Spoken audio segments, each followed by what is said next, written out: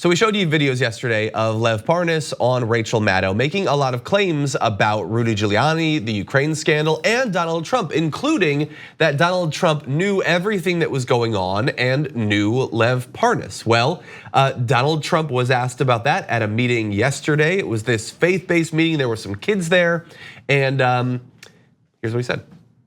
Efforts in Ukraine were all about 2020. You just wanted Joe Biden out. What's your response? Well, I don't know him. I don't know Parnas, other than I guess I had pictures taken, which I do with thousands of people, including people today that I didn't meet, but just met him. I don't know him at all, don't know what he's about, don't know where he comes from, know nothing about him. I can only tell you this thing is a big hoax. It's a big hoax. We call it, this is the current hoax. We've gone through the Russian witch hunt.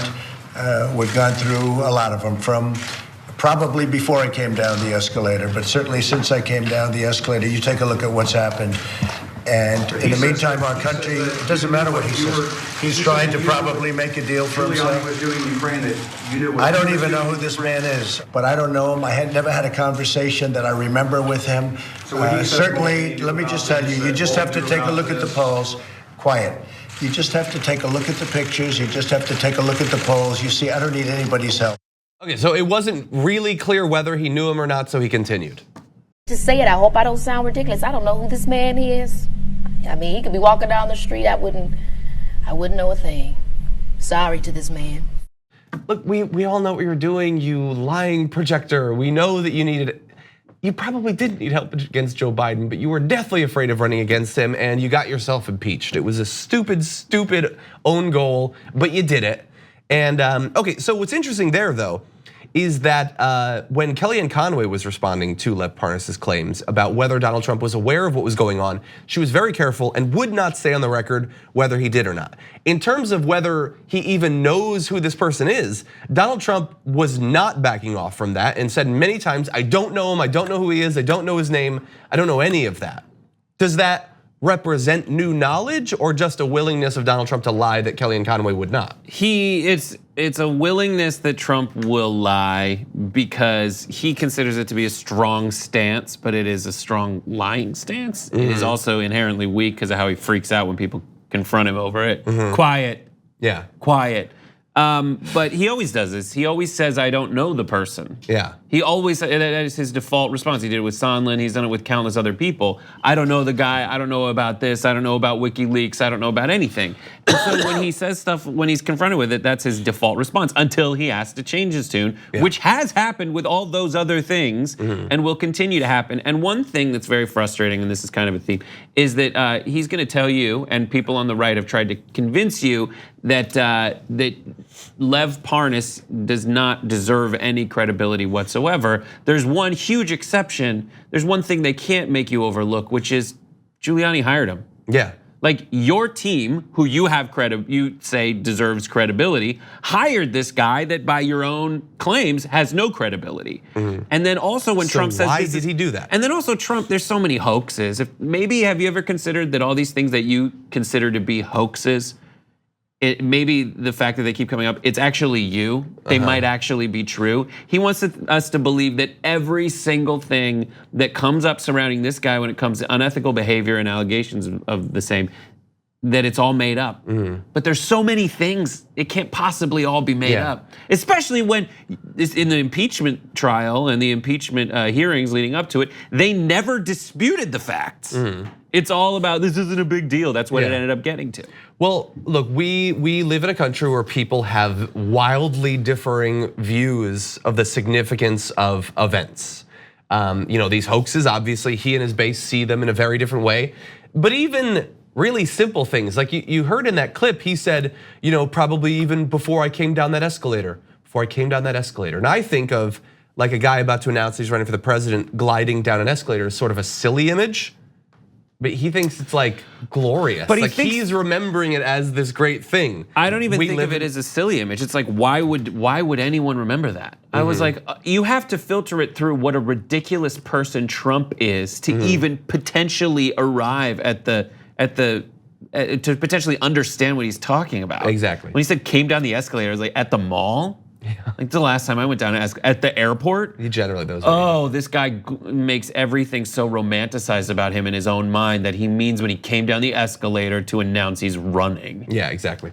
Okay, so let's get a little bit more information about this. He was also asked about one of the documents that was released by Lev Parnas, and that is Rudy Giuliani's letter talking about the full knowledge and consent of Donald Trump. So what this represents is, we were just saying, it's really weird that the Republicans are saying, it's crazy that you're talking about Lev Parnas. Why would we care about Lev Parnas when Rudy Giuliani was working with and good friends with Lev Parnas, still has barely distanced himself from him even now, and obviously Rudy Giuliani still has the full confidence of Donald Trump so far as we know. So here he is asked about Rudy Giuliani.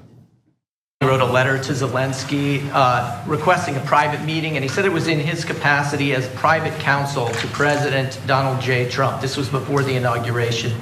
Did you authorize him to write that letter? And what was your understanding of what the meeting was supposed to be about? Well, I don't know anything about the letter, but certainly Rudy is one of the great crime fighters in the history of our country. He's certainly probably the best over the last 50 years. Frankly, he's a very legitimate guy, a very straight shooter. I didn't know about a specific letter, but if he wrote a letter, it wouldn't have been a big deal. Rudy was always in. It was very important to Rudy that I be a great president, and that's okay with me. It was very important to a lot of people because our country was going to hell. I don't know what. I don't know what stuff at the end means. And then I can't understand what he's talking about. And I definitely start noticing, like, behind Trump, the people, the room meat that he's using. He's like cramming more and more people into the photo opportunities so he can say, he's like diluting the total number of people he's taking photos with, so he can say, really, I don't know who Lev Parnas is. There's 7 million people in this photo with me. How can I remember one that I took 7 million photos with? But like, it's so sad. Yeah, I don't know what the end of that was about, but look, the question was important.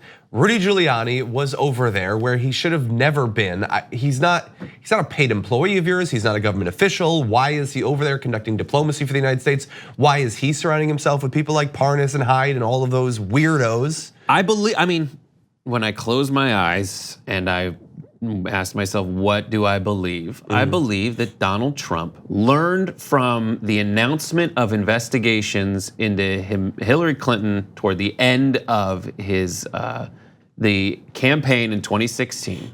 He learned that that has an effect, saying that investigations are happening. Yeah. So he sent Rudy Giuliani and whoever the hell Rudy needed to hire, because he knows that Rudy Giuliani has mortgaged all credibility that he had in America as America's mayor in the wake of 9/11.